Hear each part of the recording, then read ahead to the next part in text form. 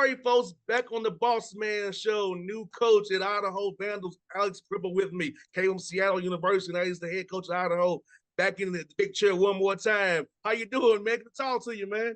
I'm doing great. It's good to talk to you too. I appreciate you having me on, man. No doubt, man. How's it going to be back in that big chair, man, after being in St. Martin D2? Now you're back in the big chair, man. How's it feel again?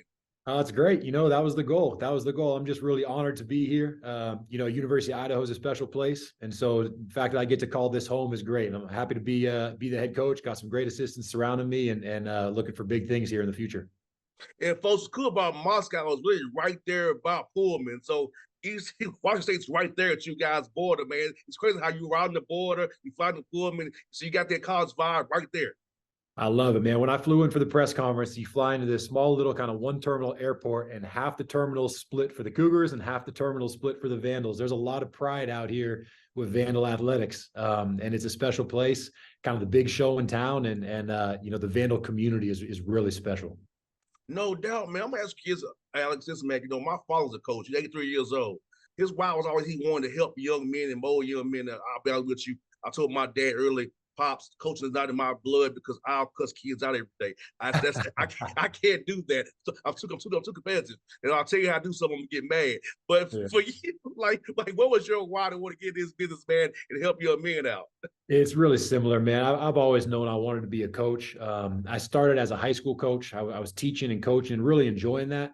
But I really believe that kind of the years of 18 years old to kind of 22, 23 are extremely transformative years in the lives of these young men. And so basketball is kind of the tool with which we can make an impact in these kids' lives. It's a special thing to be able to let the game of basketball take us to different places in the country and have different experiences, bringing a group of young men from all different backgrounds, all different experiences together, playing for the same reasons, fighting for the same things. It's a special thing. So basketball has been so good to me. It's impacted my life in so many ways. And to be a coach here at this level, it's really about providing a positive experience for these young men.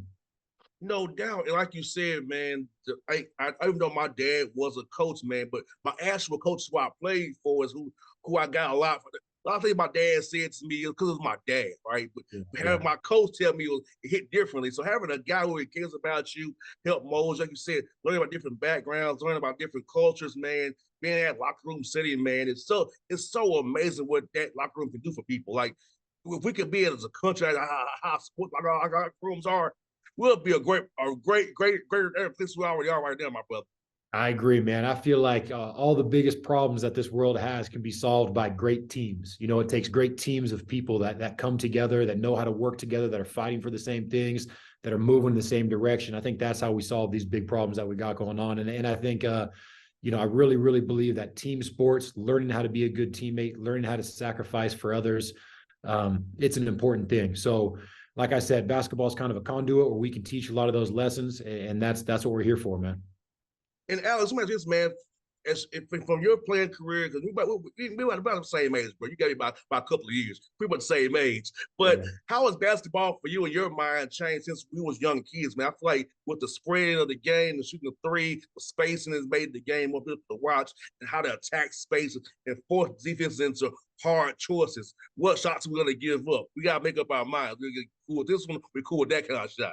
That's right, man. You're spot on. You're spot on. It's funny. When I played the game, I was a walk-on at Cal Berkeley for a couple of years, ended up earning a scholarship. And the only way I was able to develop a role for myself was just being a physical, tough defender. But at that time, I could hold on to people and bang people, and it was a whole different ballgame. It was a much more physical game when I was playing.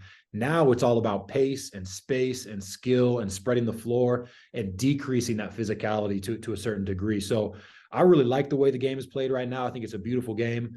I think it's there's points of emphasis, there's officiating that are helping the game be spread more pace to it. And that's the way we want to play up here. We've kind of adapted to the times. We're trying to recruit guys who are skilled. It's going to be rare that we're ever going to have less than 4 players on the court who can shoot the three, because we're all about space in the court. That'll create lanes for guys to be able to drive. Use their skill set. We're big on versatility, on interchangeability. So we want guys that can guard multiple positions, but offensively can spread the court, and then we can put them in a position to be successful. So, for me, it's fun because it's a fun style of basketball to coach, but I think it's a fun style of basketball for people to watch as well. And I also think it's a fun style of ball for our players to play. 100%, man. Because I remember back in the day, we would have those two bigs in running screens off the baseline to get a nice mid-range baseline jumper, man. I wish I could have had this opportunity because I was a 3-point shooter and could defend. I didn't have much handle, but I could shoot the three and defend. And what we need now? 3 and D guys. That's right. That's right. You got any eligibility left, man? We need someone like you over here. Come on, bring you out to Moscow. I may have a grad transfer a year left. There you go. Got a grad transfer a year left for nice. sure, man. Alex, man, basically, what I'm telling you, man, for the Big Sky, man, it's a great league, man. You know, my friend Sprink got a job at Utah State, man, so he's a good buddy of mine. Travis DeCue does a good job up there as well.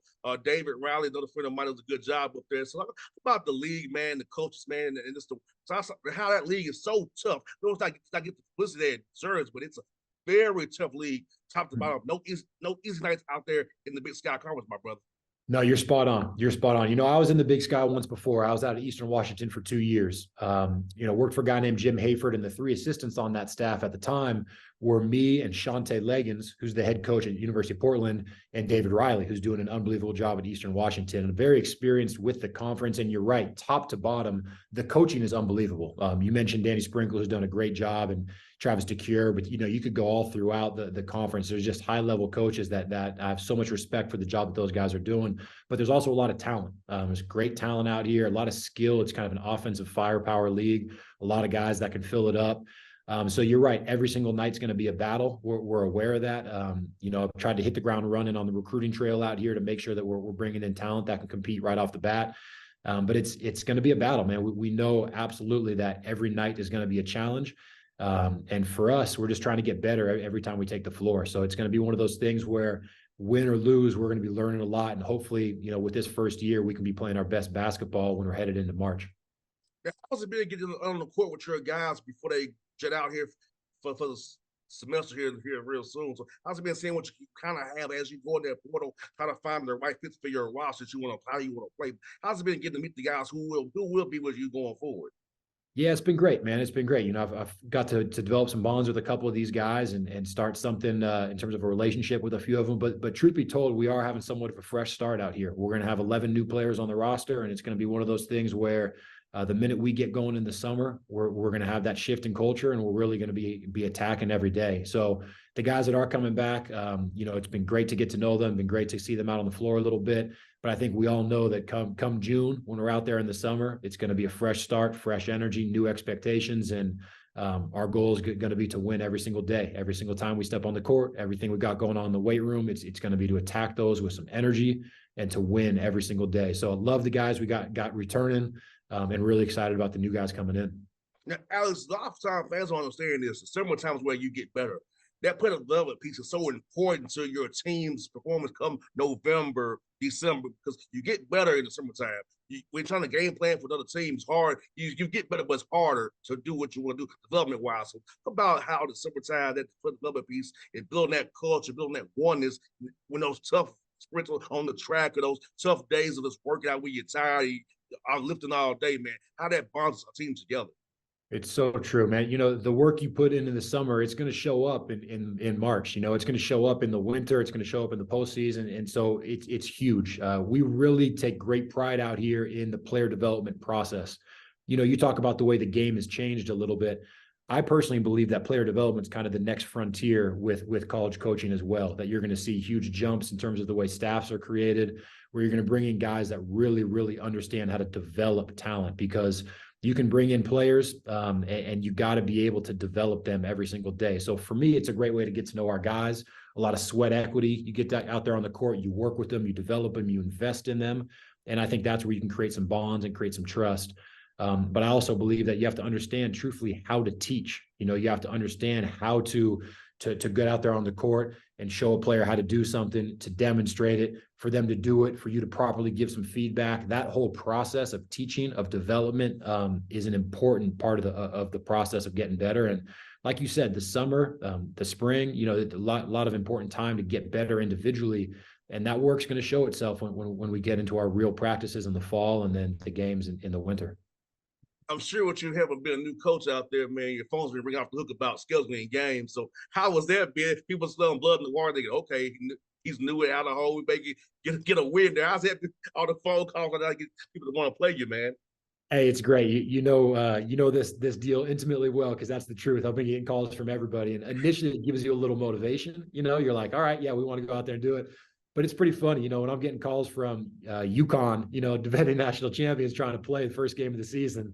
We pump the brakes a little bit and make sure that we've got the right, the right opponents in place. But we're excited about the schedule. Truthfully, a lot of it was completed before I took the job. We had a little bit of flexibility to pick some opponents and provide our guys some opportunities to improve and provide our guys some opportunities they're going to be excited about, and try to have some good home games so that the community of Moscow is out here, supporting us as well. That's the hardest part at your level, trying to get home games and not have to be on the road 12, 15 times before you touch your conference. Because see, fans, and what's crazy about it, I know I shouldn't say this out loud, but say it anyway.